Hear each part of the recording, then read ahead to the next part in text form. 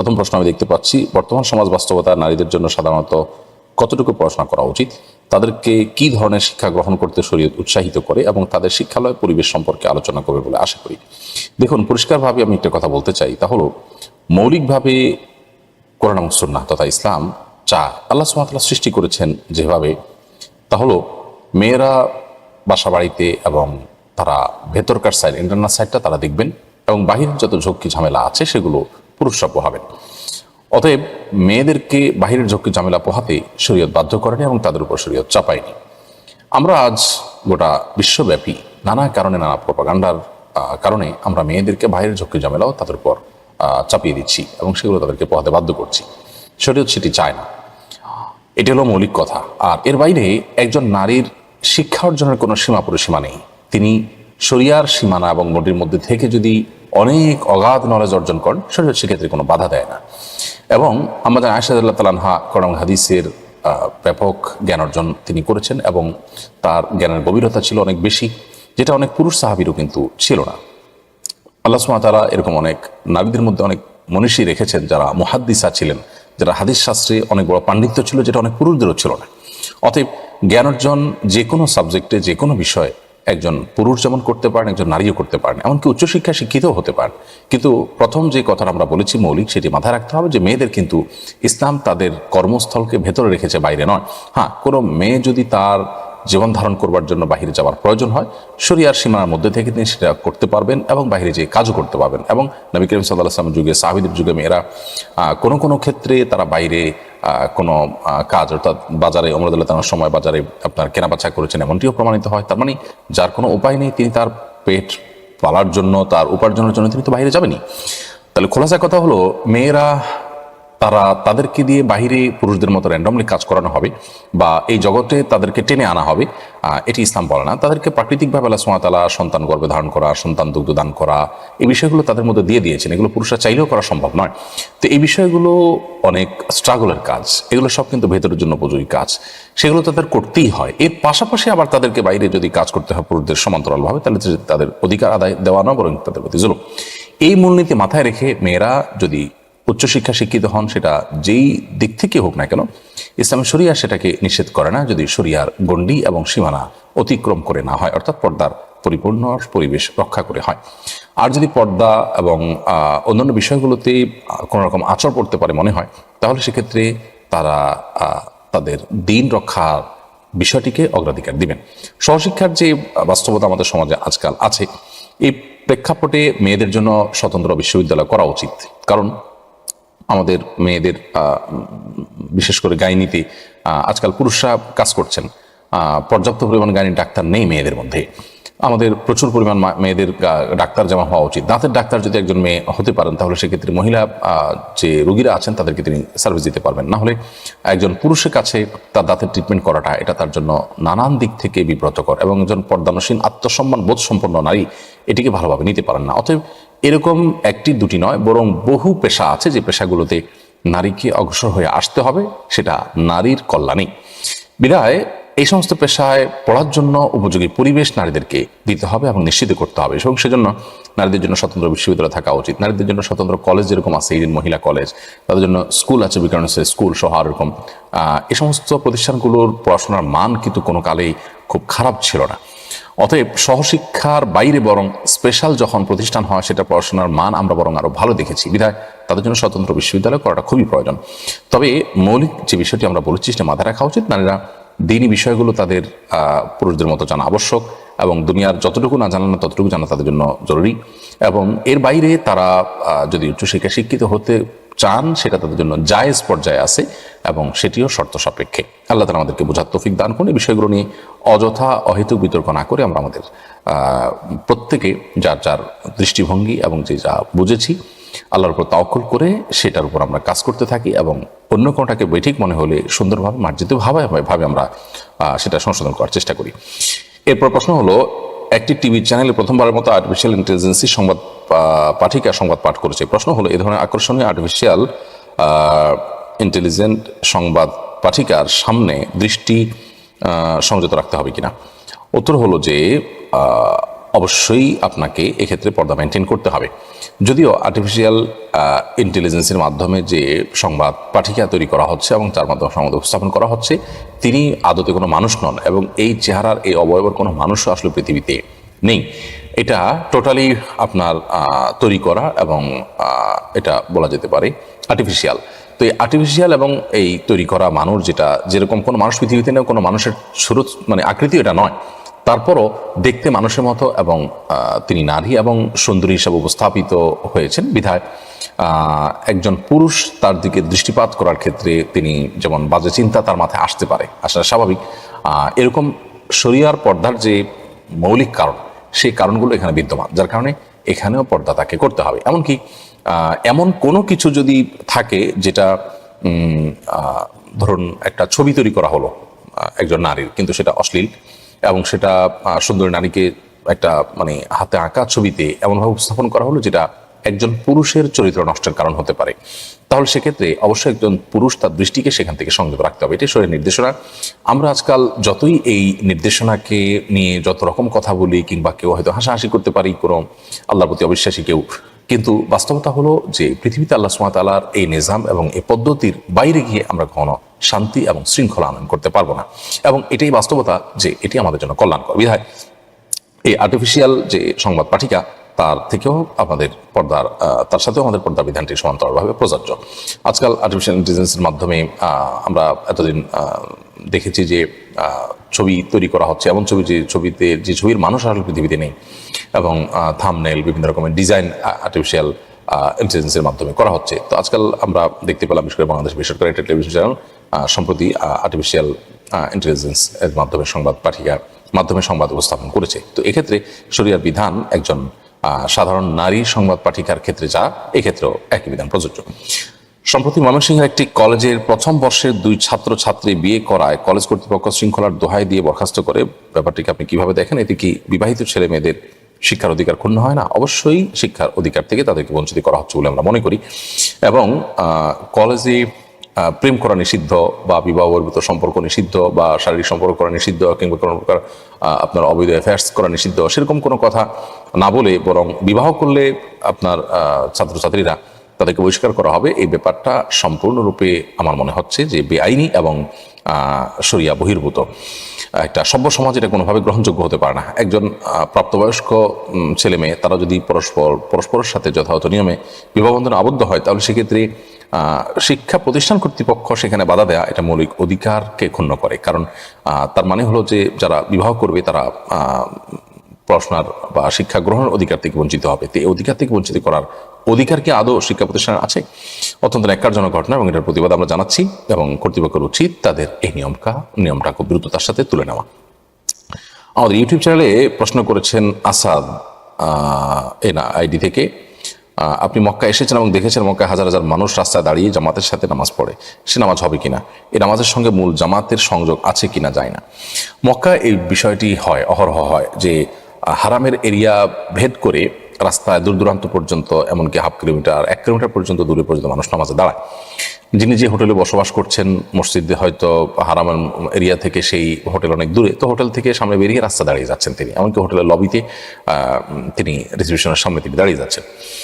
তো এই নামাজগুলো হওয়াটা নির্ভর করে যে মাঝখানে কোনো বড় গ্যাপ আছে কিনা। সৌদি আরবের উলামায়ে কেরামের দৃষ্টিভঙ্গি হলো যে জামাত হচ্ছে এটা যদি বোঝা যায় সামনে থেকে, এবং ইমামের উঠা বসা এগুলোকে অনুসরণ করা যায়, তাহলে সেক্ষেত্রে জায়েজ আছে। মাঝখানে যদি কিছু গ্যাপও থাকে, ধরা যাক 8-10 কাতার 15 কাতার পরিমাণ গ্যাপ আছে, কিন্তু সামনের মানুষগুলোর উঠা বসা দেখা যাচ্ছে, মাইকে শোনা যাচ্ছে, শারীরিকভাবে জামাতে সামিল হওয়া যাচ্ছে এবং জামাতকে অনুকরণ করা যাচ্ছে সরাসরি, তাহলে সেক্ষেত্রে তার জন্য এইভাবে জামাতে নামাজ পড়া যায়। এটা সৌদি আরবের উলামায়ে কেরামের মত। যদিও হানাফি মাযহাবের মত, বাংলাদেশ বিশ্ববিদ্যালয় হানাফি মাযহাবকে ফলো করে, সেই মাযহাব অনুযায়ী বা এই থট এর দৃষ্টিভঙ্গি হলো যে সামনে যদি কয়েকটা কাতার মানে ফাঁকা থাকে, গ্যাপ থাকে, সম্ভবত 3 কাতারের কথা বলা আছে, 3 কাতার বা তার বেশি যদি গ্যাপ থাকে, তাহলে সেক্ষেত্রে এই জামাতে সামিল হওয়া জায়েজ হবে না, অর্থাৎ পেছন থেকে জামাতে সামিল হওয়া জায়েজ হবে না। কারণ হলো এখানে বিচ্ছিন্নতা হয়ে গেল। জামাত তো আসলে একটা মানে সম্মিলিত রূপের নাম, অতএব যদি বিচ্ছিন্নতা হয়ে যায় তাহলে তো জামাত থাকলো না। যাই হোক, তো সৌদি আরব উলামায়ে কেরামের মত এবং তাদের দৃষ্টিভঙ্গিকে সামনে রেখে যদি জামাতে সালাত আদায় করা হয়, তারপরেও সে দেশে আমি অবস্থান করছি, তিনি সালামের কথার উপর আমল করলাম, সালাত হয়ে যেতে যাবে। বাট আমি ব্যক্তিগতভাবে যেটি করি যে এরকম বড় কোনো গ্যাপ তৈরি হলে সেখানে আমি সাধারণত দাঁড়াই না এবং না দাঁড়ানোর কথা বলি। কারণ হলো সতর্কতা এটাই, যেহেতু ওলামা ইকরাম ইখতিলাফ আছে, আমরা বড় কোনো গ্যাপ রেখে জামাতে শামিল হব না।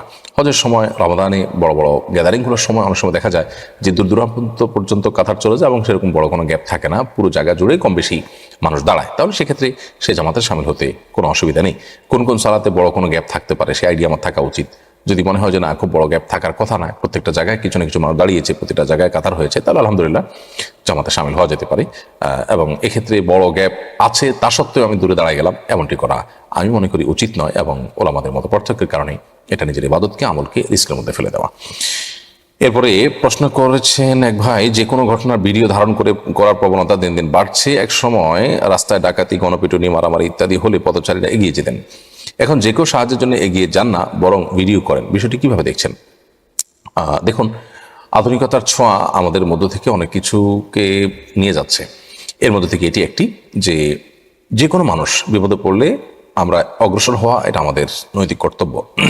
এটা ঠিক যে আজকাল হাতে হাতে মোবাইল ফোন থাকার কারণে আমরা সবাই ভিডিও করাতে ব্যস্ত হয়ে যায়, ছবি তোলাতে ব্যস্ত হয়ে যায়। সন্দেহ নাই ভিডিও এবং ছবিরও প্রয়োজন আছে, কিন্তু সেই প্রয়োজনটা পূরণ করে সাথে সাথে আমি তো আবার আমার মূল কাজে লেগে যেতে পারি। কিন্তু না, সবাই দূর থেকে, নিরাপদ দূরত্ব থেকে শুধুমাত্র সেই দায়িত্ব পালন করে তিনি এড়িয়ে যেতে চান। তাহলে মূল যে ভুক্তভোগী, তার কোনো উপকার করার ন্যূনতম কোনো সুযোগ কিন্তু আমরা কেউই গ্রহণ করার চেষ্টাও করলাম না। তো এরকম স্বার্থপরতার কারণে বহু মানুষ মারা যাচ্ছেন এবং বহু বড় বড় দুর্ঘটনা ঘটছে, অঘটন ঘটছে। আমরা অনেকগুলো খুনের কথা জানি যে এই জাতীয় দু চারজন খুনি বা সন্ত্রাসী কারোর উপর আক্রমণ করছে, সেখানে ডজন ডজন মানুষ আছে। এই মানুষগুলো সবাই যদি যার হাতে যা আছে তা নিয়ে যদি ঝাঁপিয়ে পড়েন, তাহলে সন্ত্রাসীদেরকে নিবৃত করা এটা কঠিন কোনো বিষয় না। কিন্তু আমরা বড় সেলফিস্ট হয়ে যাচ্ছি, আমরা বড় আত্মকেন্দ্রিক হয়ে যাচ্ছি। শহুরে জীবনে বিশেষ করে যতই আধুনিকতার ছোঁয়া আসছে, ততই যেন আমরা প্রত্যেকে যার যার নিজেকে নিয়ে ভাবার এক কঠিন বাস্তবতার মুখোমুখি আমরা আজ। একজন মুসলমান, এজ এ মুসলিম, তিনি কখনো স্বার্থপর হতে পারেন না, বরং তিনি কোনো মুসলমান ভাইয়ের বা কোনো মানুষের বিপদে তিনি অবসর হবেন। নবী করিম সাল্লাল্লাহু আলাইহি ওয়াসাল্লাম বলেছেন, উনসুর আখাকা যালিমান আও মাজলুমা, তোমার ভাই জালিম হোক কিংবা মাজলুম হোক, অর্থাৎ অত্যাচারী হোক কিংবা অত্যাচারিত হোক, তাকে তুমি সাহায্য করো। সাহাবীরা জিজ্ঞেস করেন, ইয়া রাসূলুল্লাহ, যে অত্যাচারিত তাকে সাহায্য করার মানে তো বুঝলাম, কিন্তু যে অত্যাচারী কারোর উপর অত্যাচার করছে, সেক্ষেত্রে অত্যাচারীকে আমি কিভাবে সাহায্য করবো? নবী করিম সাল্লাল্লাহু আলাইহি ওয়াসাল্লাম বলেছেন, অত্যাচারীকে তার অত্যাচার থেকে নিবৃত্ত করার উদ্যোগ নিয়ে নিবৃত্ত করবে তুমি, এটাই হলো তাকে সাহায্য করা, তার পাপ থেকে তাকে দূরে সরাবার চেষ্টা করলে তুমি। তো সেটি আমাদের থাকা উচিত, না হলে আমরা আসলে কোয়ালিটি মুসলমান হতে পারবো না। আল্লাহ তাআলা আমাদেরকে সেই তৌফিক দান করুন। এরপর প্রশ্ন করেছেন আবু তাহের, আপনি আমাদের ইউটিউব চ্যানেলে প্রশ্ন করেছেন, কোরআন শরীফ হাতে নিয়ে শপথ করার পর শপথ ভঙ্গ করলে কি কাফারা দিতে হবে? কি ধরনের কাফারা দিতে হবে?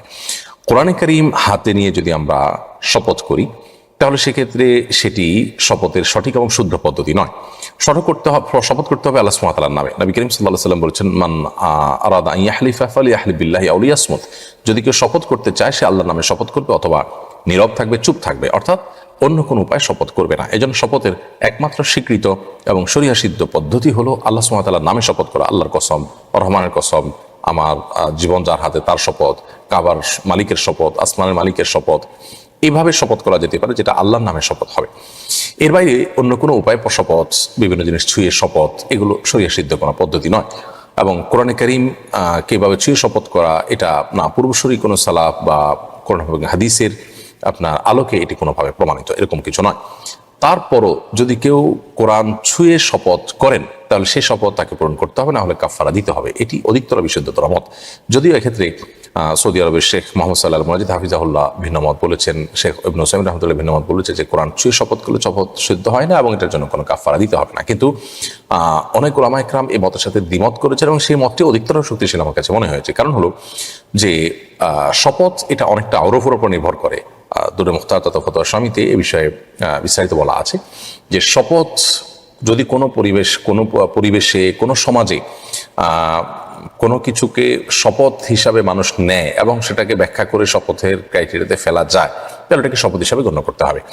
আল্লাহ সুবহানাহু ওয়া তাআলার কালাম, আল্লাহর কথা, এটা আল্লাহ সুবহানাহু ওয়া তাআলার সিফাত। অতএব আল্লাহর সিফতের মানে নামে যদি আল্লাহ সিফতের কথা বলে যদি কেউ শপথ করেন, তাহলে সেক্ষেত্রে আল্লাহর কালামের শপথ করলো কেউ, তো সেক্ষেত্রে শপথ হতে পারে। কিন্তু এই যে ছুঁয়ে শপথ করা, প্রিন্টেড কাগজ, কলম, কাগজ, কালি, লিখিত রূপ, বাইন্ডিংস, বোর্ড, কভার, এগুলোকে ধরে শপথ করা, এটা কোনো নজির শরীয়তে নাই এবং এটা এরকম কিছু করতে শরীয়ত আমাদেরকে বলেনি। কিন্তু এটা ছুঁয়ে শপথ করার মানে হলো আল্লাহ সুবহানাহু ওয়া তাআলার কালাম এর কথা বলে শপথ করা, আল্লাহর সিফাতের কথা বলে শপথ করা। তো এরকম মিনিংটা এরকমই, যেহেতু মিনিংটা এরকমই, উদ্দেশ্যটা সেরকম বেশিরভাগ ক্ষেত্রে। এখানে ওই মলাটার উদ্দেশ্য না, উদ্দেশ্য হলো আল্লাহর কালাম। অতএব সেটাকে আপনার শপথের ক্রাইটেরিয়াতে ফেলা যায়। ওরফে যেহেতু এই উদ্দেশ্যে মানুষ করে থাকে, অতএব এটাকে শপথ, এই ওরফে আমাদের এই সমাজে এটাকে শপথ হিসাবে আপনার গণ্য করা হচ্ছে, সেই বলা যায়। সেই জায়গা থেকে এই শপথের কাফারা দিতে হবে। তবে এই ধরনের শপথ করতে মানুষকে নিরুৎসাহিত করতে হবে, যেটি সুন্নাহ সম্মত শপথ নয়। মুখে শপথ করতে হবে আল্লাহর নামে বা আল্লাহর কোনো আপনার কোনোভাবে যেটা আল্লাহর দিকে সম্বন্ধিত হতে পারে, যেমন কাবার রবের শপথ, আসমান জমিনের রবের শপথ, চন্দ্র সূর্যের রবের শপথ, আমাদের সবার পালনকর্তার শপথ, এভাবে যে কোনোভাবে ঘুরে ফিরিয়ে আল্লাহর নামে শপথটা করতে হবে, অন্য কোনো নামে নয়। অতএব এই ছুঁয়ে শপথ করার এই ক্রাইটেরিয়া, এই ইয়ে থেকে আমাদেরকে বেরিয়ে আসতে হবে। অনেক অমুসলিমরা, বিশেষ করে খ্রিস্টানদেরকে আমরা দেখি, তারা বাইবেল ছুঁয়ে শপথ করে এবং অন্যান্য ধর্মাবলম্বীরা করে। এই ট্র্যাডিশন যাদের থেকে আসুক না কেন, ইসলামের ট্র্যাডিশন নয়। বিধায় আমরা এই ছুঁয়ে শপথ নয়, বরং মুখে উচ্চারণ করবো, এবং সেটা আল্লাহ তাআলার নামে। এরপর প্রশ্ন করেছেন নুরানি এআইডি থেকে, আপনি প্রশ্ন করেছেন ইউটিউব চ্যানেলে, বাচ্চা তাড়াতাড়ি কনসিভ হওয়ার জন্য ডাক্তারগণ ডিম্বাণু বড় করার ট্যাবলেট দিয়ে থাকেন, সে ট্যাবলেট খাওয়া কি ইসলামে জায়েজ আছে? বাচ্চা বড় করার জন্য, বাচ্চা তাড়াতাড়ি কনসিভ হওয়ার জন্য যদি ডিম্বাণু বড় করার ট্যাবলেট দিয়ে থাকে, এটাতে এটার ধরনটা কি, এটার প্রকৃতির যদি ব্যাপারটা এরকম হয় যে আল্লাহ সৃষ্টিতে কোনো ব্যাপক পরিবর্তনের ব্যাপার থাকে, তাহলে ভিন্ন কথা। আর যদি জাস্ট কনসিভ করার জন্য এটা একটা ট্রিটমেন্টের অংশ, এবং এখানে যা বাচ্চা যা হওয়ার তাই হয়েছে, এখানে কোনো আপনার বিশেষ কোনো পরিবর্তন বা ওইরকম আকৃতির যে তাবদিল বা চেঞ্জিং সেরকম কিছু হয়নি, তাহলে সেক্ষেত্রে এটি জায়েজ হবে। এরপরে প্রশ্ন করেছেন এক ভাই, কেনিয়ার একজন পাদ্রী তার অনুসারীদেরকে বলেছেন জঙ্গলের মধ্যে দীর্ঘদিন অনাহারের থেকে অপেক্ষা করলে যিশুর সাথে সাক্ষাৎ পাওয়া যাবে। এতে অসংখ্য মানুষ উদ্বুদ্ধ হয়ে জঙ্গলে যায় এবং অনাহারে থাকে। এই ঘটনায় 4 শতাধিক মানুষের মৃত্যু হয়েছে। বিষয়টিকে আপনি কিভাবে দেখেন? দেখুন, এই বিষয়টি আমারও নজরে পড়েছে মিডিয়ার মারফত। প্রথম কথা হলো যে আল্লাহ সুবহানাহু ওয়া তাআলা ঈসা আলাইহিস সালামকে কিয়ামতের আগে দুনিয়াতে আনয়ন করবেন, সেটি অলৌকিকভাবে, এবং তার আগে তার আসার আর কোনো সুযোগ নেই। অতএব কেনিয়াতে, আফ্রিকার কোনো এলাকা বা পৃথিবীর কোনো জায়গায় কোনো সময়ে ঈসা আলাইহিস সালামের আগমনের কোনো আপনার ন্যূনতম কোনো সম্ভাবনা নেই। অতএব এটি সম্পূর্ণ একটি ভুল তথ্য, এবং এই ভুল তথ্য দিয়ে শত শত মানুষকে হত্যা করা হচ্ছে বা তাদেরকে মৃত্যুর দিকে ঠেলে দেওয়া হচ্ছে। নিঃসন্দেহে এটি অত্যন্ত গর্হিত একটি কাজ। ধর্মের নামে মানে ধর্ম যা বলে না সেরকম কোনো কাজ করা, সেটা সন্দেহাতীতভাবে মানুষকে ধর্মের বাস্তবতা থেকে দূরে সরাবে এবং ধর্মের অনুসরণ থেকে মানুষকে দূরে সরাবে। এটি কোনোভাবে গ্রহণযোগ্য নয়। স্বয়ং আপনার ইনজিলে আল্লাহ সুবহানাহু ওয়া তাআলা ঈসা আলাইহিস সালামের এরকম কোনো আগমনের কথাও কিন্তু বলেননি। অতএব সন্দেহাতীতভাবে এটি একটি মিথ্যা প্রতিশ্রুতি, যা দিয়ে মানুষকে হত্যা করা হচ্ছে বা মৃত্যুর দিকে ঠেলে দেওয়া হচ্ছে। এই গর্হিত কাজ থেকে তাকে নিবৃত্ত করা উচিত, এবং আমাদের উচিত যে আল্লাহ সুবহানাহু ওয়া তাআলার কোনো কথা ওহীর মাধ্যমে যদি প্রমাণিত না হয়, তাহলে সেটা কোনো ধর্মযাজকের বা কোনো ধর্মবেত্তার কোনো কথায় আমরা সেটা অনুসরণ করে নিজের দুনিয়া আখিরাতকে বরবাদ করব না। এটা সব ধর্মের মানুষের জন্যই, কিন্তু বিশেষ করে আসমানি যে ধর্মগুলো যারা অনুসরণ করছেন তাদের সকলের জন্য প্রযোজ্য। যদিও ইহুদি খ্রিস্টানদের ধর্ম এখন আর ভ্যালিড নয়, তাদের প্রত্যেককে ইসলাম গ্রহণ করতে হবে, এবং তারা ওই ধর্মগ্রন্থ মেনে চললেও তারা কাফির হিসাবে গণ্য হবে এবং জাহান্নামে তাদেরকে যেতে হবে। কিন্তু আমরা মৌলিকভাবে কথাটা বলে রাখলাম, তবে এই কথাটা মূলত উদ্দেশ্য আমাদের মুসলমানদেরকেই। এরপরে আবু তাহের আইডি থেকে আপনি ইউটিউব চ্যানেলে প্রশ্ন করেছেন, কোরআন শরীফ হাতে নিয়ে শপথ করার প্রশ্ন উত্তর আমরা দিয়েছি। কামরুন নাহার, আপনি লিখেছেন, সিজারে আমার 2টো বাচ্চা হয়েছে, দ্বিতীয় বাচ্চা প্রসবের সময় আমার শরীরে রক্ত উৎপাদন কমে যায়। এখন আমি গর্ভবতী, রক্তের উৎপাদন কম থাকায় প্রতি 2 মাস পর পর আমাকে রক্ত নিতে হয়। এই কারণে আমি আর বাচ্চা নিতে চাই না। এমত অবস্থায় জন্ম নিয়ন্ত্রণের স্থায়ী পদ্ধতি অবলম্বন করা জায়েজ হবে কিনা?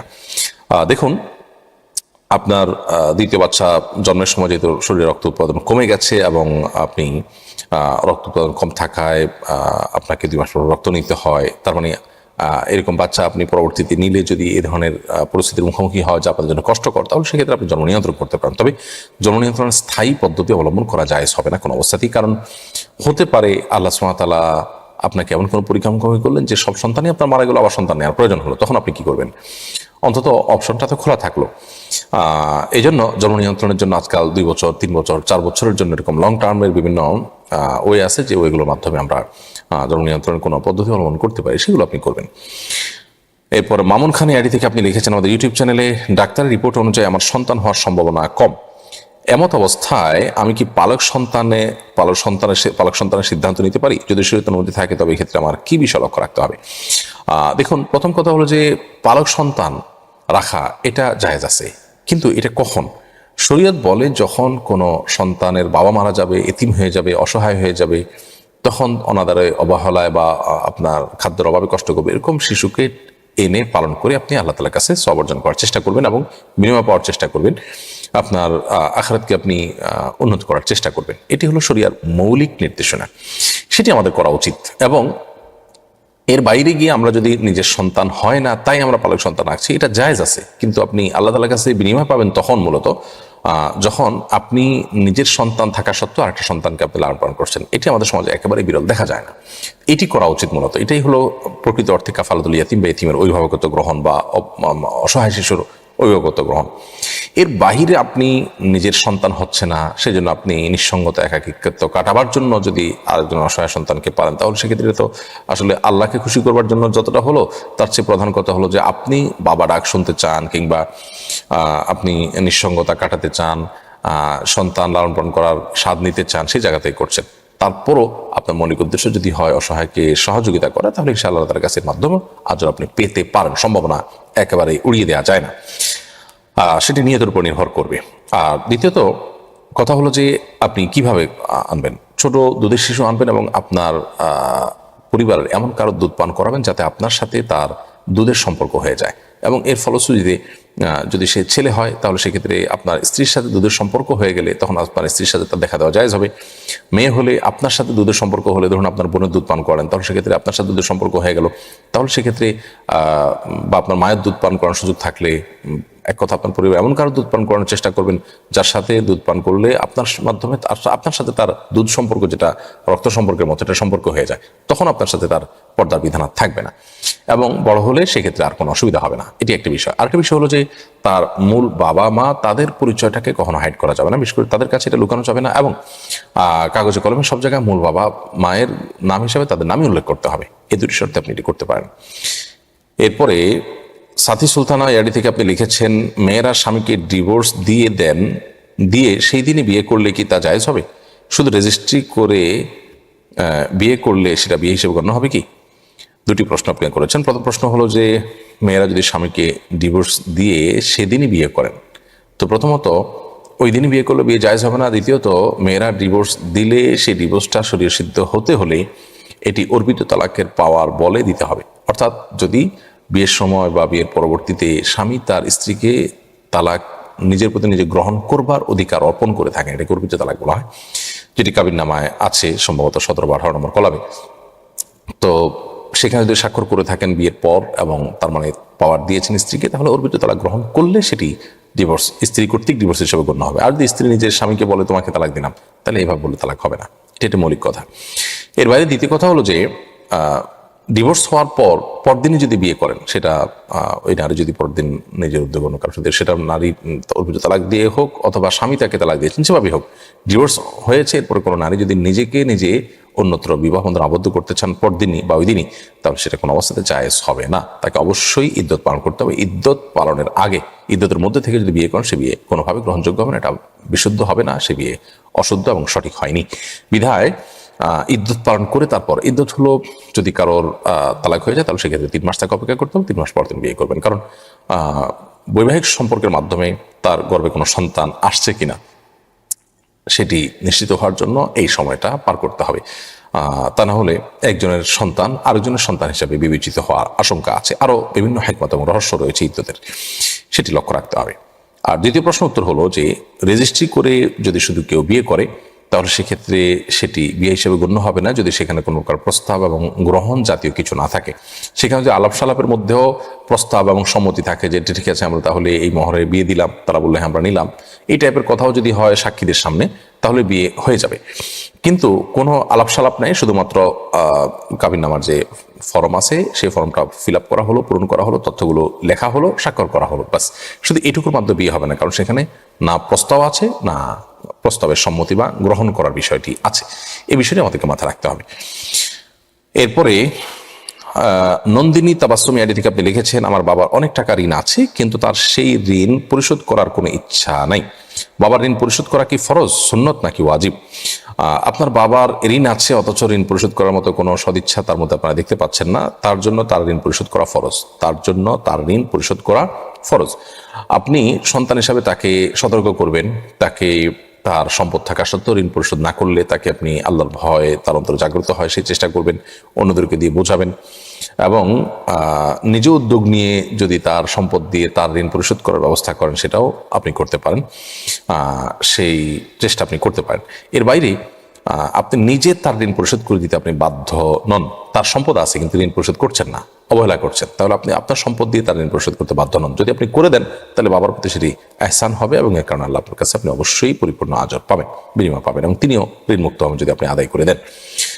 আতিকুল্লাহ এটি থেকে আপনি লিখেছেন, অনেক জুতা স্যান্ডেল আরবি লেখা থাকে, যদিও সেগুলো কোরআন হাদিসের কোনো টেক্সট না, তবু এই জাতীয় আরবি লেখা জুতা পায়ে দেয়া বাথরুমে যাওয়া কি জায়েজ হবে?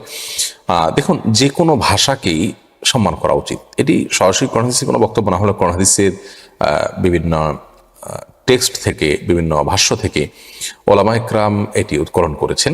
অনেক ওলামায়ে কেরামই এই ব্যাপারে মন্তব্য করেছেন এবং তাদের গবেষণা পেশ করেছেন কোরআন হাদিসের আলোকে যে কোনো ভাষাই অপমান হয় এরকম ভাবে তার ব্যবহার করা উচিত নয়। সেটি আরবি হোক, অন্য কোনো ভাষা হোক, সবগুলো আল্লাহ তাআলার সৃষ্টি। তবে যদি আরবি লেখা কোরআন হাদিস না, কিন্তু আরবিতে কোনো কোম্পানির নাম বা এরকম কোনো কিছু জুতাতে বা অন্য কিছু লেখা থাকে, সেটা পায়ে দেওয়া বা ওইটা পায়ে দিয়ে টয়লেটে যাওয়া, এটা কোনো গুনাহ বা হারামের কাজ হবে না। বিকজ এখানে কোরআনের প্রতি কোনো অবমাননা হচ্ছে না। আরবি অক্ষর দিয়ে অনেক খারাপ কথাও লেখা হতে পারে, ভালো কথাও লেখা হতে পারে, বিধায় আরবি অক্ষর দেখলেই সেটাকে আমি আপনার সম্মান করতে বাধ্য, চুমু খেতে বাধ্য, পবিত্র অবস্থাতে ধরতে বাধ্য, এমনটি কিন্তু নয়। বিধায় এটা মৌলিকভাবে গুনাহ না হলেও যথাসম্ভব আমাদের এই ধরনের বিষয়গুলোকে অ্যাভয়েড করা, এটা ভাষা প্রতি সম্মান প্রদর্শনের অংশ। তাছাড়া কোরআনের ভাষা হওয়ার কারণে একজন মুসলমান এটা দেখে একটু বিব্রত হবেন, সেটা অস্বাভাবিক নয়, সেটা তার বরং কোরআনের প্রতি ভালোবাসার স্বাক্ষর।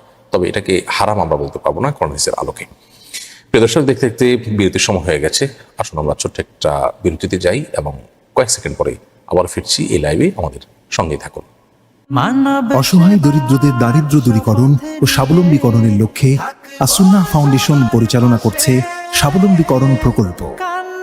স্বাবলম্বীকরণ প্রকল্পের আওতায় এ যাবৎ প্রায় ৩,০০০ মানুষকে প্রশিক্ষণ ও স্বাবলম্বীকরণ উপকরণ প্রদান করা হয়েছে। আপনার জাকাতের অর্থে স্বাবলম্বী হতে পারে অসহায় দরিদ্র মানুষ। আসুন্নাহ ফাউন্ডেশনের জাকাত তহবিলে জাকাত পাঠাতে ভিজিট করুন www.asunnahfoundation.org/donate/zakat। প্রিয় দর্শক, বিরতির পর আপনাদেরকে স্বাগতম শরীর সমাধান অনুষ্ঠানে। আমরা বিরতির আগে তিকুলার প্রশ্ন উত্তর দিয়েছিলাম। এবার রাজীব হোসেন, আপনার প্রশ্ন। আপনি লিখেছেন, অজুখানায় অজু করার সময় পাশের জনের অজুর পানি আমার গায়ে ছিটকে আসলে কোনো সমস্যা হবে কিনা? অজুর যে ব্যবহৃত পানি, এই পানির ছিটা এটা কিন্তু নাপাক নয়, বা এই পানিটা কিন্তু নাপাক নয়, তবে এই পানিটা অন্য আরেকজনকে পবিত্র করতে পারে না। অর্থাৎ আমি অজু করার পর আমার হাত মুখ ধোয়া যে পানি, এই পানিটা যদি সংরক্ষণ করা হয় কোনো বাটিতে, ওইটা দিয়ে আরেকজন অজু করতে পারবেন না। হ্যাঁ, এটা অনেক পানির সাথে মিশে গেছে, তাহলে সেক্ষেত্রে এটা তো আর কারণ নিয়ন্ত্রণ নয়, সেটা কথা ভিন্ন। তো এই পানিটা অন্য আরেকজনকে পবিত্র করতে পারে না, অর্থাৎ অন্য আরেকজনকে অজুতে ব্যবহার করার মতো ক্ষমতা এই পানির বা সেই সুযোগে পানির মধ্যে নাই যে পানি আরেকজনকে পবিত্র করতে পারে। বাট এই পানির ছিটা যদি কারো গায়ে লাগে তাতে কোনো অসুবিধা নেই, কারণ এই পানিটা নাপাক না। হ্যাঁ, আপনি কোনো নাপাক ধুয়েছেন কোনো পানি দিয়ে এবং পানিতে নাপাকের আলামত আছে, তখন সেটা নাপাক। কিন্তু অজুতে তো আমরা দৃশ্যমান নাপাক ধুই না, অদৃশ্যমান নাপাক থাকে। অদৃশ্যমান নাপাক দূর করার জন্য অজু করি। তো সেই অপবিত্রতা দূরের জন্য যে অজু করা হয়, সেই অজুর পানিটার ছিটা যদি কারোর গায়ে পড়ে, এতে তার শরীর বা কাপড় চোপড় নাপাক হবে না। তবে আমরা যখন পাবলিক প্লেসে বা কোনো জায়গায় আমরা যখন অজু করি তখন আমাদের লক্ষ্য রাখা উচিত যে আমাদের আশেপাশে যে মানুষগুলো আছে আমাদের অজুর ছিটা যেন তাদের গায়ে গিয়ে না পড়ে। এটা তাদের জন্য বিব্রতকর, বিরক্তিকর, সেটি সম্পূর্ণ ভিন্ন বিষয়। এরপর জান্নাতুল মাওয়া আপনি লিখেছেন, ছোট বাচ্চা ফ্লোরে পেশাব করলে সে পেশাব শুকিয়ে গেল স্থানে জানামাজ বিছিয়ে নামাজ পড়া যাবে কিনা। এর উত্তর হলো যে ফ্লোরে যদি বাচ্চারা পেশাব করে, পেশাব অনেকদিন পরে হয়তো শুকিয়ে যায়, কোনো আলামত তার থাকে না। আলামত থাকে না বলতে দুর্গন্ধও নেই, পেশাব দৃশ্যমানও নয়, কোনো বোঝাও যাচ্ছে না এখানে পেশাব করেছে, আদৌ অন্য অংশের মতোই হয়ে গেছে।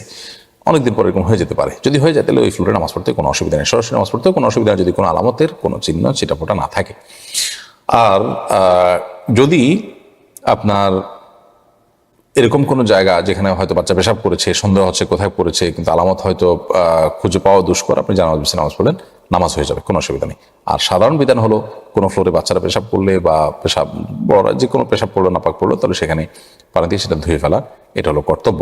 কাপড় চোপড়ের মতো আর চিবানো তো এটা যায় না, সম্ভব নয়, এই জন্য সেখানে পানি ঢেলে ধুয়ে ওইটাকে পবিত্র করে ফেলা, বাস এটাই যথেষ্ট।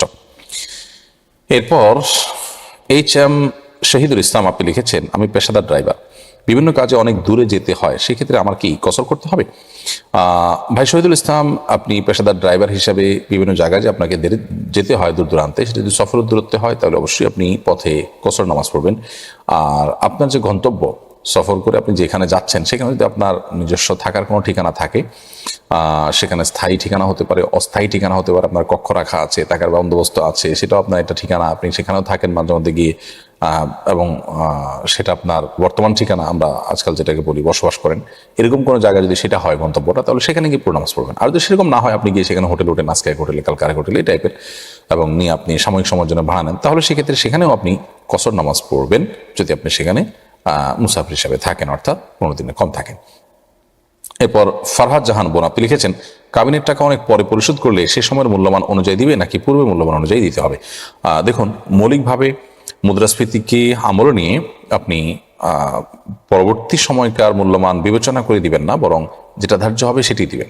তবে একজন মুসলিম তিনি কোনো পাওনাদারের পাওনা পরিশোধের সময় তিনি যদি নিজে থেকে কিছু বাড়িয়ে দেন, সেটি হবে তার জন্য উত্তম ঋণ পরিশোধ করা। নবী করিম সাল্লাল্লাহু আলাইহি সাল্লাম বলেছেন, খায়রুকুম আহসানুকুম কাদাআ আও আদাআ, তোমাদের যে ঋণ নেওয়ার পর সেটি পরিশোধ করার ক্ষেত্রে ভালো মানুষের পরিচয় দেয়, সে হলো তোমাদের মধ্যে সবচেয়ে ভালো মানুষ। অতএব এই ঋণ পরিশোধ করার যে ব্যাপার, সেখানে আমি যদি চিন্তা করি বিবেচনা থেকে যে অনেক দিন আগে ধার্য হয়েছিল, সেটি আজকের বাজার মূল্যে অনেক কমে গেছে, অতএব আমি তাকে এটা বাড়িয়ে দিলাম, তো এটা জায়েজ আছে মৌলিকভাবে। এটা ঋণের ক্ষেত্রে জায়েজ আছে, মহরের ক্ষেত্রেও জায়েজ আছে, বাট এটা আবশ্যক নয়। এবং এক্ষেত্রে বাহ্যিক দৃষ্টিতে যিনি আপনার ঋণ দিয়েছেন কিংবা মহর প্রাপক ভদ্রমহিলা, তিনি ক্ষতিগ্রস্ত হচ্ছেন, কিন্তু প্রথমত শরীয়ত তাকে সুযোগ দিয়েছে, তিনি চাইলে নগদ আদায় করতে পারতেন, তৎক্ষণাৎ আদায় করতে পারতেন, তিনি নিজেই ছাড় দিয়েছেন, অতএব সেজন্য তিনি তার মূল্য তাকেই দিতে হবে, তিনি এটা আরেকজনের উপর চাপাতে পারবেন না। কামরুজ্জামান কামাল আপনি লিখেছেন, সবার সাথেই ভালো ব্যবহার করি, তাও মানুষ পেছনে শত্রুর চোখে দেখে, এখন আমি আমার তাদের সাথে কেমন ব্যবহার করা উচিত? ভাই কামাল, আপনি আপনার জায়গা থেকে ভালো ব্যবহার অব্যাহত রাখবেন। কেউ যদি শত্রুর চোখে দেখে, তিনি আল্লাহ তাআলার সাথে বুঝে বেড়াবেন। আমাদের মনে রাখা উচিত যে আমাদের নিজের হিসাবটা আল্লাহ তাআলার কাছে দিতে হবে, আরেকজনের হিসাব নয়। তিনি শত্রুর চোখে দেখছেন, শত্রুতা করছেন, খারাপ চোখে দেখছেন, এটি তিনি অন্যায় করছেন, অবিচার করছেন, তার অবিচার তার অন্যায়ের জন্য তিনি বিচারের কাঠগড়ায় দাঁড়াবেন আল্লাহ সুবহানাহু ওয়া তাআলার কাছে, কিন্তু আপনি আল্লাহ সুবহানাহু ওয়া তাআলার কাছে এর জন্য কোনো প্রকার বিচারের মুখোমুখি হবেন না। বিধায় এটা নিয়ে আপনার অরিড হওয়ার কোনো কারণ নেই, এবং আপনি নিশ্চিন্তে এবং আল্লাহ সুবহানাহু ওয়া তাআলার প্রতি তাওয়াক্কুল করে তার প্রতি ভরসা রেখে আপনি আপনার ভালো ব্যবহারকে অব্যাহত রাখবেন, এর বিনিময়ে আল্লাহ তাআলার কাছে আপনি পাবেন। ঈমানদারের জন্য এটা অনেক বড় একটা সান্ত্বনার বিষয়। তাফসীর আহমদ আপনি লিখেছেন, রাত 2টার সময় কি তাহাজ্জুদের নামাজ পড়া যাবে? জানাবেন দয়া করে। রাত 2টার সময় যদি আপনি তাহাজ্জুদের নামাজ পড়েন, অবশ্যই সেটি জায়েজ হবে।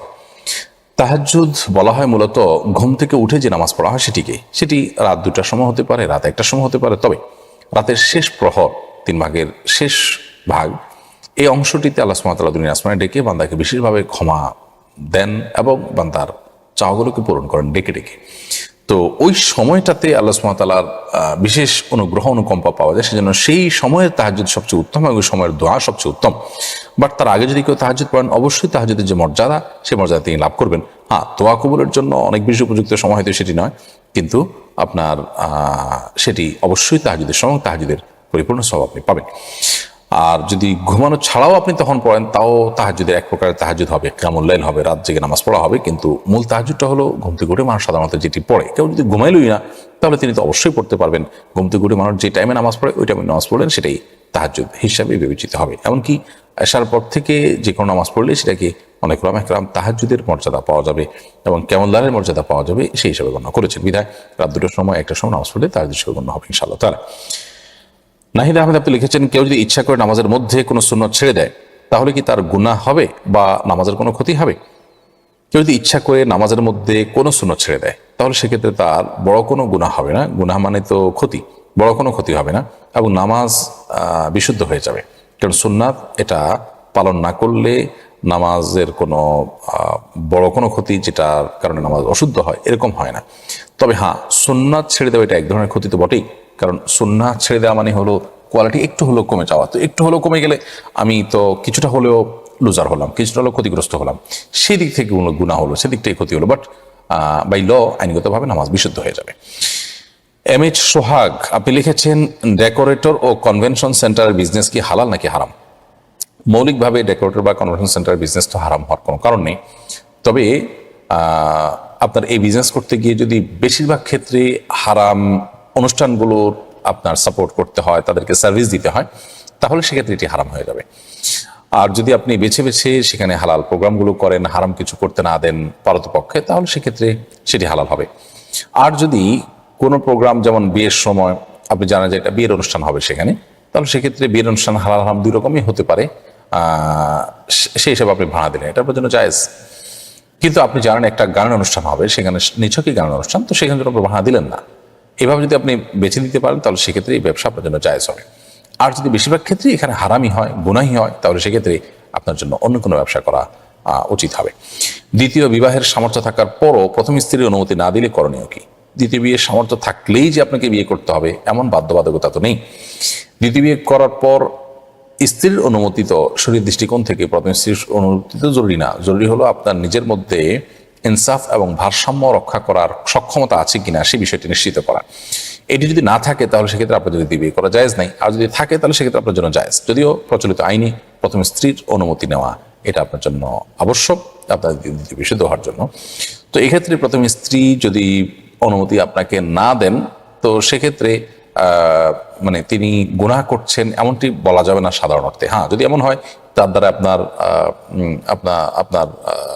আপনার যে প্রয়োজন সেটি পূরণ হচ্ছে না, আবার তিনি দ্বিতীয় বিয়ে করতে বাধা দিচ্ছেন, তাহলে সেক্ষেত্রে তিনি অবশ্যই গুনাহ করছেন এবং অন্যায় করছেন। বিষয়টি নির্ভর করবে যে আপনি কোন পরিস্থিতির মধ্যে আছেন তার উপর। বাজিদুর রহমান চৌধুরী আপনি লিখেছেন, স্ত্রী 2 বছর হয়েছে মুসলমান হয়েছে, কিন্তু স্বামী এখনো বিধর্মী, এখন স্ত্রীর কোনো করণীয় আছে কিনা? দেখুন, স্বামী স্ত্রী দুজনের একজন যদি মুসলমান হন আর অপরজন যদি মুশরিক হন, কাফির হন, তাহলে সেক্ষেত্রে তাদের মধ্যকার বৈবাহিক সম্পর্ক আর থাকে না এবং সেটি বিচ্ছিন্ন হয়ে যায়। যদি দ্বিতীয়জন ইসলাম গ্রহণ করেন, অর্থাৎ দুজনে ইসলাম গ্রহণ করেন, তাহলে সেক্ষেত্রে তাদের মধ্যে আগের বৈবাহিক সম্পর্কটাই থেকে যায় এবং নতুন করে বিয়ে পড়াতে হয় না, কোনো অসুবিধা নেই। বাট একজন মুসলমান হয়েছেন আর একজন কাফির রয়ে গেছেন, তাহলে সেক্ষেত্রে তাদের মধ্যকার সম্পর্ক থাকে না। কারণ হলো কোনো কাফির কোনো মুসলমানের সাথে বৈবাহিক সম্পর্ক স্থাপন করতে পারে না বা বৈবাহিক সম্পর্ক টিকে থাকতে পারে না কোনো মুসলমানের সাথে কোনো অমুসলমানের। সেই জায়গা থেকে এটি জায়েজ নয়। আল্লাহ সুবহানাহু ওয়া তাআলা স্পষ্টত বলেছেন যে ওয়ালা আবদুল মুমিনুন খায়রুম মিন মুশরিকিন, একজন মুসলিম নারীর জন্য অবশ্যই একজন মুসলিম পুরুষ উত্তম একজন মুশরিকের চাইতে। তাওহিদুল ইসলাম জিহাদ আপনি লিখেছেন, সকাল সন্ধ্যার জিকিরগুলো কি হেঁটে হেঁটে পড়া যাবে? পড়া যাবে। আপনি হেঁটে হেঁটে কাজের ফাঁকে ফাঁকে আপনি পড়ে ফেলেন, কোনো অসুবিধা নেই। তবে আপনি যদি বসে বসে মনোযোগের সাথে আলাদা সময় নিয়ে শুধু এটার জন্য সময় বের করেন, সন্দেহ নাই যে এটি উত্তম তুলনামূলকভাবে। তবে যদি আপনি হেঁটে হেঁটে পড়েন সেটি নাজায়েজ হবে, গুনাহ হবে, ব্যাপারটা কিন্তু সেরকম নয়, অর্থাৎ তাতেও আদায় হয়ে যাবে। এসএম মারুফ আপনি লিখেছেন, আমি আমার ছবি মগে লাগিয়ে নিয়েছি, সে মগে আমি পানি খাই, এ পানি খাওয়া কি ঠিক হচ্ছে? কোনো প্রাণীর ছবি অঙ্কন করা কিংবা ছবি তুলে সেটা প্রিন্ট করা, সেটা কোথাও সাঁটানো, এটা জায়েজ নয়। এগুলো শয়তানের বাহন, বেশিরভাগ ক্ষেত্রে শয়তানকে বহন করে, এগুলো দুষ্ট জিনকে বহন করে। এগুলো অ্যাভয়েড করার জন্য নবী করিম সাল্লাল্লাহু আলাইহি ওয়াসাল্লাম যে নির্দেশ করেছেন, সেই নির্দেশ মেনে চলা আমাদের জন্য অবশ্যই কল্যাণকর, আর সেটি লঙ্ঘন করা আমার জন্য অবশ্যই ক্ষতিকর। বিধায় আপনি মগে নিজের ছবি কিংবা আপনার পছন্দের কারোর ছবি লাগিয়ে নিলে সে মগের ব্যবহার করা আপনার জন্য উচিত না। আপনি ছবিটা তুলে ফেলবেন ঘষে, অন্তত চেহারা মুখাবয়ব বা মানে পুরো মানুষের আকৃতি বোঝা না যায় সেরকম করে ঘষে আপনি তারপর এটি ব্যবহার করতে পারেন, বা তারপরে কোনো কিছু লাগিয়ে দিয়ে তারপর ব্যবহার করতে পারেন। কিন্তু ওই ছবিযুক্ত মগ আপনি বাসায় রেখে ব্যবহার করবেন, অফিসে রেখে ব্যবহার করবেন, সেটা কিন্তু জায়েজ নয়।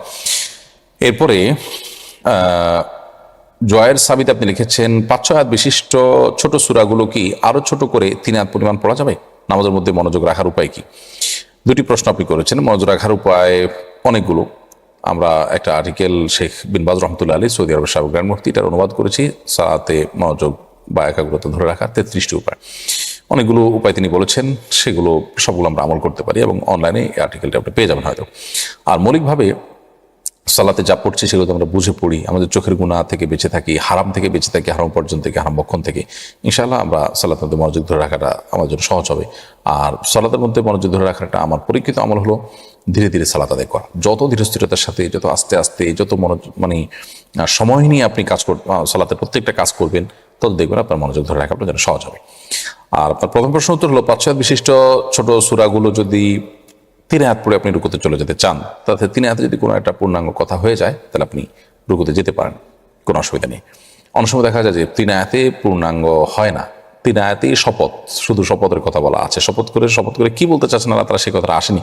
তো আসলে এরকম মানে যেটা থামার জায়গা নয়, যেটা দাড়ি বা কমার দেওয়ার জায়গা নয়, সেখানে থামা এটা অনুচিত এবং কোরআন তেলাওয়াতের আদবের খেলাফ, এরকমটি করা অনুচিত। এরপরে তারিফা যে রিপেকা, এই আইডি থেকে আপনি লিখেছেন বাচ্চার প্রথম চুল নাপিত বাসায় এনে কাটানো হয়েছে, এটা ইসলামের দৃষ্টিকোণ থেকে কতটুকু সঠিক জানাবেন দয়া করে। কোনো অসুবিধা নেই, প্রথম চুল নাপিত কাটবে না বাচ্চার বাবা মা কেউ কাটবেন, এরকম কোনো বিশেষ বাধ্যবাধকতা ঠিক করে দেয়নি। তবে হ্যাঁ, চুল কাটার পর সেটির ওজন সমপরিমাণ স্বর্ণ অথবা রূপা বা তার সমমূল্য আল্লাহ রাস্তায় গরিব দুঃখীদেরকে আল্লাহ খুশি করার জন্য দান করে দিবেন। সেটি নবজাতককে কেন্দ্র করে যে আমলগুলো আছে সুন্নাহ সম্মত তার একটি। এরপরে চৌধুরী মুক্তা আপনি লিখেছেন বিদেশি বিড়াল যদি অনেকগুলো বাচ্চা দেয় আর সেগুলো যদি বিক্রি করি তাহলে কি গুনাহ হবে? হাদিসে নরমালি বিড়াল বিক্রি করতে নিষেধ করা হয়েছে। মুহাদ্দিস বা হাদিস বিশেষজ্ঞগণ অনেকেই বলেছেন যে এর মানে হলো যে বিড়াল এটা আসলে বিক্রি করার জিনিস নাই, সাধারণ জিনিস আর বিক্রি কেন করবে মানুষ। কিন্তু বিড়াল যদি প্রশিক্ষিত বিড়াল হয় এবং সেটা পিছনে অনেক খরচা হয়, আজকাল যেমনটি হচ্ছে, এবং বিশেষ ক্রাইটেরিয়ার হয়, তাহলে সেক্ষেত্রে সেটি বিক্রি করাকে অনেক ওলামা ইকরামই জায়েজ বলেছেন ওই প্রথম গবেষণার আলোকে। অবশ্য যদি কোনো ওলামা ইকরাম সাধারণ অর্থে বিড়াল যেহেতু বিক্রি নিষেধ করা হয়েছে, এই জন্য সব বিড়াল বিক্রি করছে তারা নিষেধ করেন। তো তাকওয়ার দাবি তো হবে যে আপনার বিক্রি না করা এবং সন্দেহাতীতভাবে আপনার সকল মতপার্থক্যের ঊর্ধ্বে উঠে গেলেন আপনি এর মাধ্যমে। বাট এ ধরনের বিড়ালগুলো যদি বিক্রি করেন তাহলে সেক্ষেত্রে সেগুলোকে আমি বিক্রি করাটাকে না জায়েজ মনে করি না। যদিও বিক্রি করার সংক্রান্ত যে হাদিস আছে সে হাদিসকে হারাম বলেন না কেউ, সে হাদিসের আলোকে বিড়াল বিক্রি করাকে হারাম কেউ বলেন না, বরং সেটাকে মাকরু বলেছেন, অর্থাৎ অনুচিত অনুত্তম কাজ এটি বলেছেন।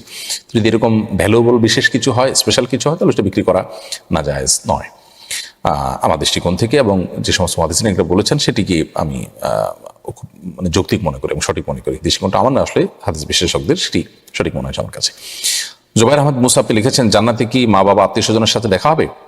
জান্নাতে আল্লাহ সুবহানাহু ওয়া তাআলা নেককারদের বাবা মারা জান্নাতি হলে তাদের সাথে অবশ্যই দেখা করার সুযোগ তাদেরকে দিতে পারেন। জান্নাতিরা যা চাইবেন আল্লাহ তো তাই দিবেন। জাহির আব্বাস আপনি লিখেছেন স্ত্রীকে পাতলা দামি শাড়ি কিনে না দেওয়ায় এবং ঢাকায় ঘুরতে না যাওয়ায় সে স্বামীর উপর রাগ করে 3 দিন কথা বলেনি, এতে স্বামীর কোনো গুনাহ হবে কিনা জানতে চাই। স্ত্রীকে পাতলা বা দামি শাড়ি কিনে না দেওয়ার কারণে, ঢাকায় ঘুরতে না যাওয়ার কারণে স্বামীর উপর রাগ করে স্ত্রী কথা বলেনি, তাতে স্বামীর গুনাহ হতে যাবে কেন? এখানে তো প্রশ্ন হওয়া দরকার ছিল যে স্ত্রীর কোনো গুনাহ হবে কিনা যে তুচ্ছ বিষয়কে কেন্দ্র করে স্বামীর সাথে কথা বলেনি। তো যাই হোক, 3 দিন যদি রাগ করে অভিমান করে কথা না বলেন স্বামী স্ত্রী বা অন্য কেউ একজন অন্যজনের সাথে, তাহলে সেই সুযোগ আছে। 3 দিনের বেশি যদি থাকেন তাহলে সেটার সুযোগ নেই, 3 দিন পর্যন্ত অভিমান করার সুযোগ আছে। স্বামী স্ত্রী পরস্পর বোঝাপড়া এবং ডিমান্ড আর্গুমেন্ট এগুলো থাকতেই পারে এবং এটা নিয়ে মান অভিমান থাকতে পারে, সেটা এক প্রকার ভালোবাসারই অংশ। আর যদি বিষয়টা রেশারেশি পর্যায়ে চলে যায় তাহলে সেক্ষেত্রে অবশ্যই সেটি গর্হিত, এবং স্বামীর যদি সে অ্যাবিলিটি না থাকে তারপরে তাকে বাধ্য করা হয় তাহলে সেটা গর্হিত। আবার স্বামী যদি সবসময় স্ত্রীর সকল ডিমান্ডকে এরকম এড়িয়ে চলেন, পাত্তা না দেন এবং আপনার সামর্থ্য থাকা সত্ত্বেও কৃপণতা করেন, তাহলে সেক্ষেত্রে সেটা অবশ্যই স্বামীর জন্য গর্হিত। এই জন্য নির্ভর করবে পুরো পরিস্থিতির উপর যে পরিস্থিতিটা আসলে কি। উর্মি আপনি লিখেছেন মা বাবার কবরের যত্ন নেওয়ার বিষয়ে সন্তানদের জন্য শরীয়তের কোনো নির্দেশনা বা ফজিলত আছে কিনা? আর যত্ন না নিলে আল্লাহর অসন্তোষের সম্মুখীন হতে হবে কিনা। মা বাবার কবর অন্য 10টি কবরের মতো এই কবরেরও সংরক্ষণ করা এটা সবার জন্য কর্তব্য, ফরজে কিফায়া।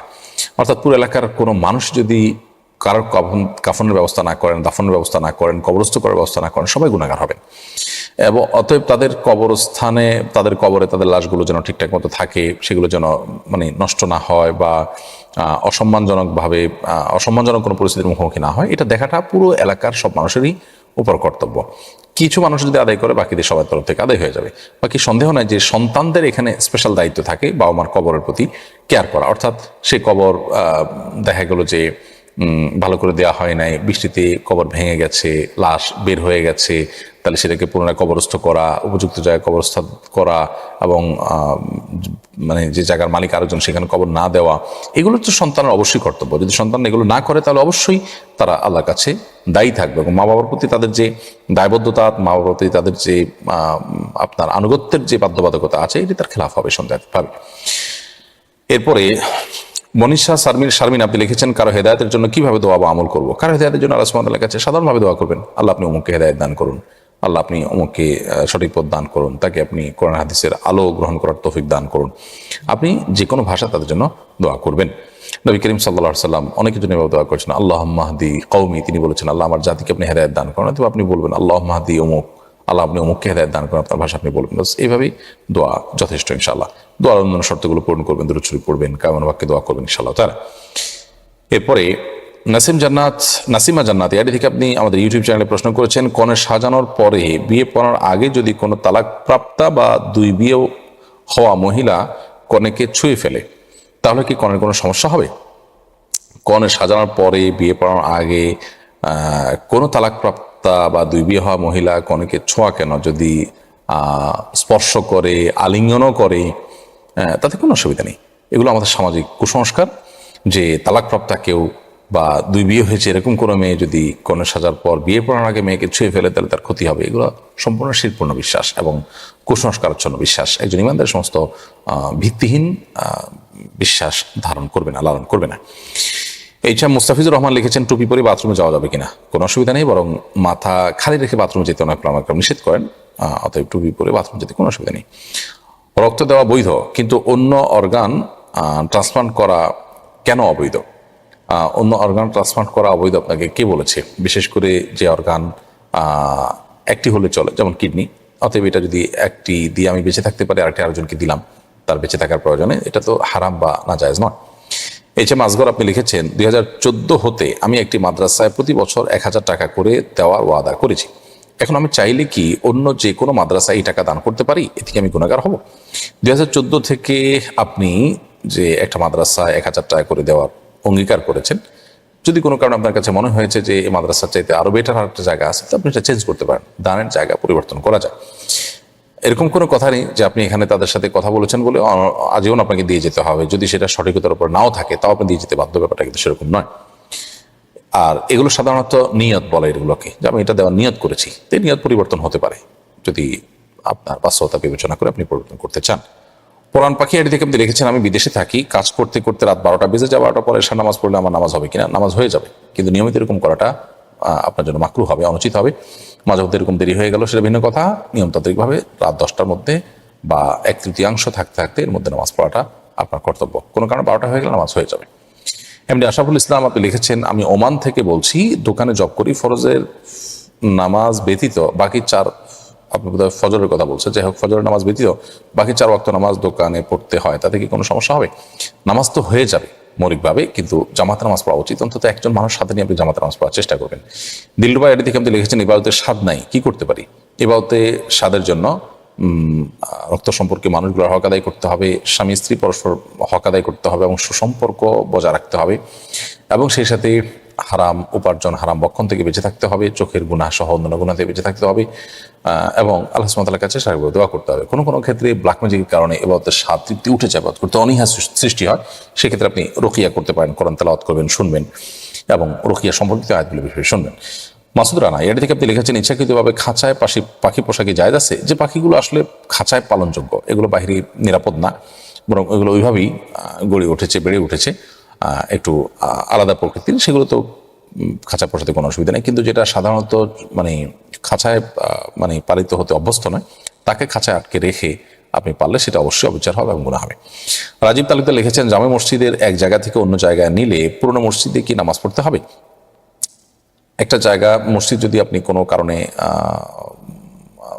বাদ দিয়ে অন্য আরেকটা মসজিদ করেন, তো আগের যে মসজিদটা আছে সেই মসজিদটাকে মসজিদের সম্মান দিয়ে রাখতে হবে আজীবন, এটি বিশুদ্ধতর মত। যদিও এই ক্ষেত্রে সৌদি আরবের সাবেক গ্র্যান্ড মুফতি বিন বাদর রহমতুল্লাহ অনেকের মত হলো যে যদি এটা হয়ে যায়, পরিত্যক্ত হয়ে যায়, ধরা যাক যে এখানে আর বসতি নাই, মানুষজন নাই, এখানে আর এই মসজিদে আসলে কোনো কাজে আসবে না, তাহলে এই মসজিদের জায়গা বিক্রি করে অন্য কোনো কাজ ব্যবহার করলো, আর টাকাটা কোনো মসজিদের কাজে ব্যবহার করা হলো, এটা জায়েজ আছে। কিন্তু ফুকাহে আহনাফ বলেন যে জায়গা মসজিদ হয়ে গেছে, কিয়ামত পর্যন্ত এটাকে মসজিদের মর্যাদা দিতে হবে। যদি সেটা ব্যবহার উপযোগী নাও হয় তাহলে সেক্ষেত্রে আবদ্ধ থাকবে, কিন্তু কোনো অবস্থাতে আপনার সেই জায়গাতে অন্য কিছু করা যাবে না। এবং এই মতটি অধিকতর বিশুদ্ধ নানা কারণে, এবং আপনার এই মতটা অধিকতর সতর্কতাপূর্ণ। এরপর প্রশ্ন করেছেন এমডি রায়হান রিজভি, আপনি লিখেছেন, নামাজে ইমামের সাথে মুক্তাদিরও কি তাকবীর বলতে হবে? হ্যাঁ, অবশ্যই ইমামের সাথে সাথে আপনি তাকবীর বলবেন। হান্নান সরকার লিখেছেন, ছেলে শিশুর ক্ষেত্রে 2টি ছাগল এবং কন্যা শিশুর ক্ষেত্রে 1টি ছাগলের বেশি ছাগল দিয়ে কি আকিকা করা যায়?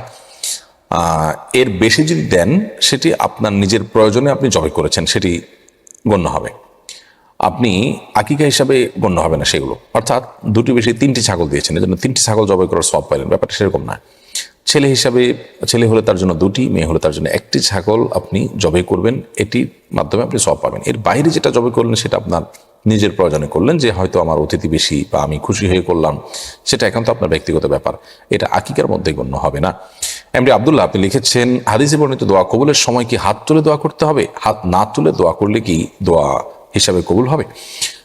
যে যে সময়গুলোতে দোয়া কবুল হওয়ার কথা আছে, জুমার দিন, আপনার ভোর রাত এবং 5 ওয়াক্ত সালাতের পরে, এরকম সময়গুলোতে হাত তুলে যদি কেউ আল্লাহ সুবহানাহু ওয়া তাআলার কাছে দোয়া করেন, সেটি যেমন গ্রহণযোগ্য। কেউ যদি চান যে না আমি হাত তুলবো না, মনে মনে আল্লাহর সাথে কথা বলবো, তো সেটাও তিনি করতে পারেন, কোনো অসুবিধা নেই, এবং সেটা দোয়া হিসেবে গণ্য হবে। তবে সাধারণত আমরা যখন আল্লাহ সুবহানাহু ওয়া তাআলার কাছে সাধারণভাবে দোয়া করব, তাহলে সেক্ষেত্রে হাত তুলে দোয়া করাটা হলো দোয়ার আদব। এক্ষেত্রে শরীয়ত যদি কোনো ফরম্যাট ঠিক করে না দেয়, আমরা নিজেরা ফরম্যাট বানাইনি, যেমন দলবদ্ধভাবে করার ফরম্যাট নাই, কিন্তু আমরা দলবদ্ধভাবে করলাম, তাহলে সেক্ষেত্রে সেটি অবশ্যই বিদআতে পর্যবসিত হতে পারে, যদি কেউ সেটাকে পদ্ধতি বানিয়ে নেয়, বাধ্যতামূলক বানিয়ে নেয়। তো খোলাসা কথা হলো, দোয়া কবুলের সময়গুলোতে দোয়া কবুল হয়, সেই হিসাবে হাত তুলে দোয়া করবেন। যদি কোনো কারণে হাত না তুলে আপনি মনে মনে আল্লাহর কাছে দোয়া করেন, সেটিও দোয়া হিসাবেই গণ্য হবে, বিবেচিত হবে। নাজমা খান, আপনি লিখেছেন, আমি নামাজ আদায় করলে মজা লাগে, কিন্তু নানান কিছু মনে আসে, এদিকে আমার নামাজ নষ্ট হয়ে যাবে?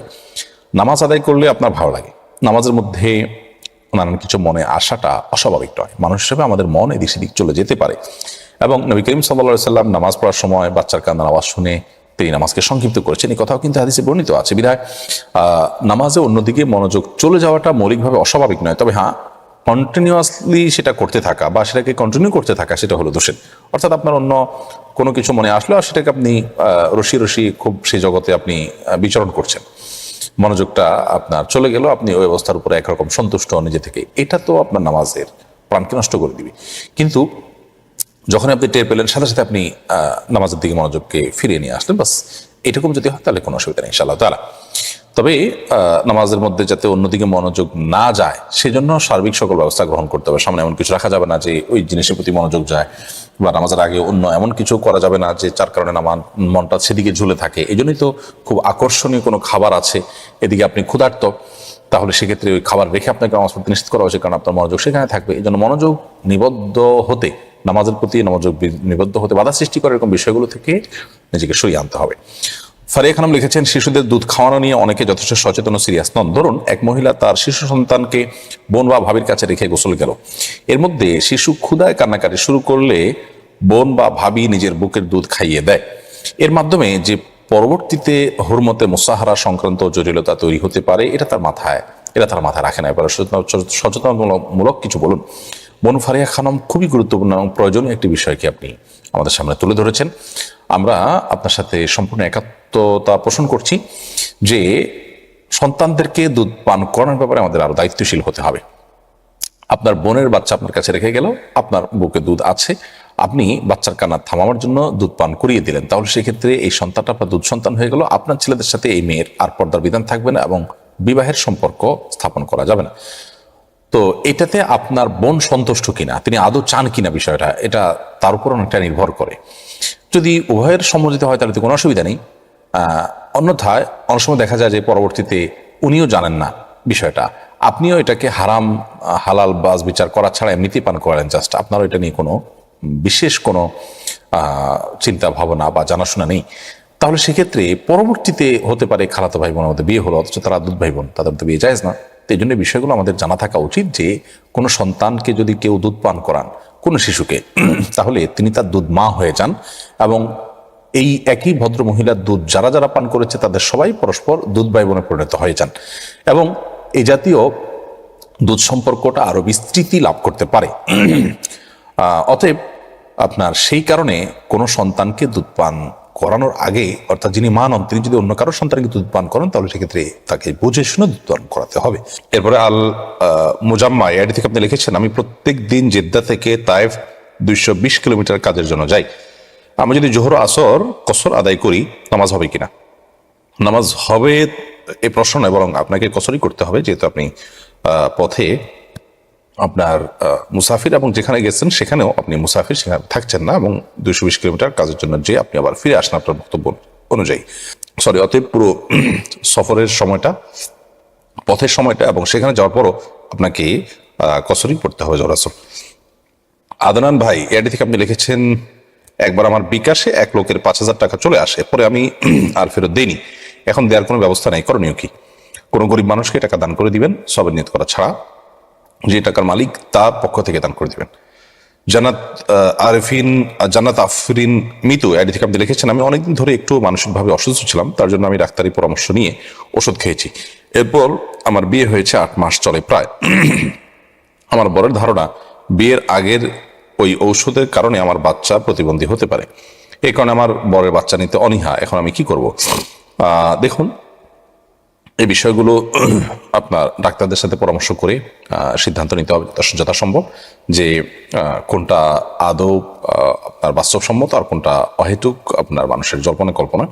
সেটি এই বিষয়ে যারা বিশেষজ্ঞ আছে তাদের সাথে পরামর্শ করে যদি মনে হয় যে প্রবল সম্ভাবনা আছে রিস্কের, তাহলে সেক্ষেত্রে আপনার এক্ষেত্রে আপনার সতর্ক থাকলে সেটা শরিয়া আপনাদেরকে নিষেধ করবে না। শিরিন খানম লিখেছেন, নামাজ পড়ার সময় একটু জোরে সূরা পাঠ করা যাবে কিনা, আর সূরার অর্থটা মনে মনে পড়া যাবে কিনা? আপনি রাতের নামাজগুলো যেগুলো জোরে পড়া যায় সেগুলো একটু মৃদু কণ্ঠে পড়েন এবং এটা পরপুরুষের কানে না যায়, তাহলে এটা করতে পারেন। আর সূরার অর্থটা মনে মনে পড়া যাবে কিনা, না, অর্থ আপনি উচ্চারণ করে পড়বেন না, আপনি শুধুমাত্র তেলাওয়াত করবেন, অর্থটাকে উপলব্ধি করার চেষ্টা করবেন। ফয়সাল মাহমুদ লিখেছেন, ঋণ পরিশোধের পুরোপুরি ইচ্ছা থাকা সত্ত্বেও যদি মৃত্যু হয়ে যায় ঋণ পরিশোধের আগে, তাহলে কবরে কি অবস্থা হতে পারে? ঋণ পরিশোধের পুরোপুরি ইচ্ছা থাকা সত্ত্বেও আপনি চেষ্টা করেছেন, কিন্তু কোনো উপায় ছিল না, ঋণ পরিশোধ করতে পারলেন না। আল্লাহ সুবহানাহু ওয়া তাআলাকে যদি আপনি অন্যভাবে খুশি করে থাকেন, আল্লাহ সুবহানাহু ওয়া তাআলা ঋণ এর পাওনাদার যিনি আছেন আল্লাহ তাআলা তাকে সন্তুষ্ট করবেন এবং হাদিস থেকে বোঝা যায়। বাট আপনার সম্পদ ছিল, স্থাবর সম্পদ ছিল, অন্তত জমি জমা ছিল, আপনি চাইলে সেল করে দিতে পারতেন, দিলেন না, অবহেলা করেছেন, তাহলে সেক্ষেত্রে ভিন্ন কথা। মোহাম্মদ ইমন গাজী লিখেছেন, অনেকে দেখি মসজিদে নামাজ পড়তে গিয়ে ভেতরে জুতা নিয়ে যায়, মসজিদের ভেতরে জুতা নিয়ে যাওয়া কতটুকু শরীয়সম্মত? কোনো অসুবিধা নেই, জুতা চুরি হওয়ার ভয় থাকলে দিতে পারেন। সাহাবীরা বা নবী করিম সাল্লাল্লাহু আলাইহি ওয়াসাল্লাম জুতা পরেও নামাজ পড়েছেন, যদি ওটাতে নাপাক না থাকে, ওটা যদি এরকম সফট থাকে মোজার মতো পায়ের সাথে মিশে যায়, অতএব জুতা মসজিদে ঢোকানোতে কোনো অসুবিধা নেই, তবে মসজিদের অসম্মান যেন না হয়, নোংরা যেন না হয়, সেদিকটা খেয়াল রাখতে হবে। তারিম রেজা লিখেছেন, আমার গলা ঘাড়ে 1.5 ইঞ্চির মতো একটি ট্যাটুর দাগ আছে, 3 বছর যাবত এটা পরিবর্তন হয় না, এটা দিয়ে নামাজ হবে কিনা? ট্যাটুর দাগ তুলতে হবে, কারণ এ না হলে আপনার চামড়ায় ত্বকে পানি না পৌঁছার কারণে ওযু এবং গোসল হবে না। কিন্তু যদি এরকম কোনো সুযোগ না থাকে, আপনি স্থায়ীভাবে এটা হয়ে গেছে এবং এটাকে তোলার কোনো সুযোগই নাই আর, তাহলে সেক্ষেত্রে আপনার ওযু গোসল হয়ে যাবে, যেহেতু আপনার সাধ্যের বাইরে, এবং এই অন্যায়ের কারণে আপনি আল্লাহ সুবহানাহু ওয়া তাআলার কাছে আজীবন তওবা এবং ইস্তেগফার আপনার করতে হবে। আশিকুল হক লিখেছেন, শখের জন্য বাগান করা কিংবা কোনো পশু পাখি বা মাছ পালন করার ব্যাপারে ইসলাম কি বিধান কি? বাগান করতে গেলে বা এ ধরনের শখ পূরণের ক্ষেত্রে দেখা যায় এগুলো ব্যয়বহুল এবং এর পেছনে বেশ খানিক সময়ও চলে যায়। আমি নিজে বারান্দা বাগান করেছি, দয়া করে জানাবেন। শখের বসে যদি আপনি বাগান করেন বা এরকম কোনো পশু পাখি লালন পালন করেন, তাহলে সেক্ষেত্রে এটা আপনি করতে পারেন, এর জন্য ব্যয় করতে পারেন। বিশেষ করে বাগান করার ক্ষেত্রে যখন আপনার নিয়ত থাকবে গাছ রোপণ করা, লাগানো ইবাদত, আমি সেই সওয়াবের আশায় করছি শখের পাশাপাশি, তাহলে সেক্ষেত্রে সেটি আপনার ইবাদত হিসেবে ও সওয়াবের কারণ হিসেবে গণ্য হবে ইনশাআল্লাহ তাআলা। তবে অস্বাভাবিক পর্যায়ে যদি হয় তাহলে সেটা শখের বশতে অপচয়ের পর্যায়ে যদি যা মানুষ না খেয়ে আছে আর আপনি অপচয় করছেন সেটি না জায়েজ হবে। লিখা এর দিকে লিখেছেন কেউ যদি মৃত্যুর আগেই নিয়ত করে যায় যে মৃত্যুর পর তার সকল নগদ টাকা পয়সা সে দান করে যাবে এবং তার মৃত্যুর পর যদি পরিবার লোকজন তা দান করে দেয় তাহলে কি সে পূর্ণাঙ্গ সওয়াব পাবে? প্রথম কথা হলো যে এভাবে সকল সম্পদ দান করে যাওয়াটা বরং হাদিসের আলোকে খুব প্রশংসনীয় বিষয় না, বরং কিছুটা হলেও সন্তান এবং ওয়ারিসদের জন্য রেখে যাওয়ার নির্দেশনা নবী সাল্লাল্লাহু আলাইহি ওয়াসাল্লাম দিয়েছেন। অতএব এরকমভাবে আপনার সব দান না করাই উত্তম, কিছু রাখা উচিত অন্তত। আর দ্বিতীয়ত হলো মৃত্যুর পর সব সম্পদ দান করার ওসিয়ত করলেও জীবজন্তুর জন্য সেটা পালন করা, সেই ওসিয়ত পালন করা আবশ্যক নয়, বরং 1/3 মধ্যে পালন করা আবশ্যক। অর্থাৎ তার টোটাল সম্পদের 1/3 মধ্যে তার ওসিয়ত কার্যকর হবে, বাকিটা ওয়ারিসদের মধ্যে বন্টন হবে। মরিয়ম আক্তার লিখেছেন তওবা নামাজ কিভাবে পড়তে হয়, নামাজের পর কতবার ইস্তিগফার করতে হবে? তওবা নামাজ হলো আপনি যে কোনো গুনাহ করার পর আল্লাহ তাআলার কাছে লজ্জিত হয়ে অনুতপ্ত হয়ে 2 রাকাত নামাজ পড়লেন, পরে আল্লাহ তাআলার কাছে মাপ চাইলেন। এই মাপ চাওয়ার কোনো সংখ্যা ঠিক নেই যে এতবার আপনাকে ইস্তিগফার করতে হবে। প্রিন্স বিপ্লব খান লিখেছেন বিয়ের দিন মোহর 2 থেকে 4 বছর পরে দেওয়া যাবে কিনা। সরি, বিয়ের দেনমোহর 2 থেকে 4 বছর পরে দিলেও আদায় হয়ে যাবে, কিন্তু তৎক্ষণাৎ আদায় করাটা অধিকতর উত্তম। সর্বশেষ প্রশ্ন, বাবা যদি ঋণ রেখে মারা যান এবং তার সম্পদও থাকে, সেক্ষেত্রে সন্তানদের জন্য কি সে সম্পদ থেকে তার ঋণ পরিশোধ করা কর্তব্য? হ্যাঁ, অবশ্যই কর্তব্য এবং ব্যাপারে কোনো সন্দেহ নেই। সারা বিশ্বের সকল উলামায়ে কেরাম একমত যে বাবা যদি কারোর কাছে দেনা অবস্থায় তার মৃত্যু হয়, সেটা ব্যাংকের কাছে হোক, সরকারি বেসরকারি প্রতিষ্ঠানে হোক, যেভাবেই হোক, লোন রেখে তিনি মারা যান আর এদিকে বাবার সম্পদও থাকে, তাহলে সন্তানদের উপর ফরজ হলো বাবার এই সম্পদ বন্টনের আগে তার ঋণ পরিশোধ করা। ঋণ পরিশোধ করার পর যদি কিছু থাকে সেটা বন্টন হবে, আর না থাকলে নাই, কিন্তু ঋণ পরিশোধ করাকে প্রায়োরিটি দিয়ে সেটাকে সবকিছুর আয় করতে হবে দাফন কাপড়ের পাশাপাশি। এরপরে সম্পদ বন্টনের বিষয় আসবে। নিজেরা বন্টন করে নিয়ে এরপরে বাবার ঋণ পরিশোধ করার জন্য আলাদা আলাদা চাঁদা তুললো বা সবাই মিলে করলো, সেটাও নয়, বরং আগে বন্টন ঋণ মুক্ত করার চেষ্টা করা হবে, ঋণ পরিশোধ করা হবে, এরপরে বন্টনের দিকে তাদেরকে যেতে হবে। প্রিয় দর্শক, দেখতে দেখতে 1 ঘন্টার বেশি সময় পেরিয়ে গেল এবং আজকে অনেকগুলো প্রশ্ন উত্তর আমরা দিয়েছি। ইন আসাবতু ফামিন আল্লাহ, যদি আমরা সঠিক কিছু বলে থাকি আল্লাহর তরফ থেকে, ওয়া ইন আখতাতু, আর যদি ভুল কিছু বলে থাকি ফামিন মিনাশ শাইতান, তাহলে এটা আমাদের এবং শয়তানের তরফ থেকে। আল্লাহ সুবহানাহু ওয়া তাআলা আমাদের সকলকে কোরআন এবং হাদিসের আলোকে আমাদের জীবনকে আলোকিত করার সাজাবার তৌফিক দান করুন।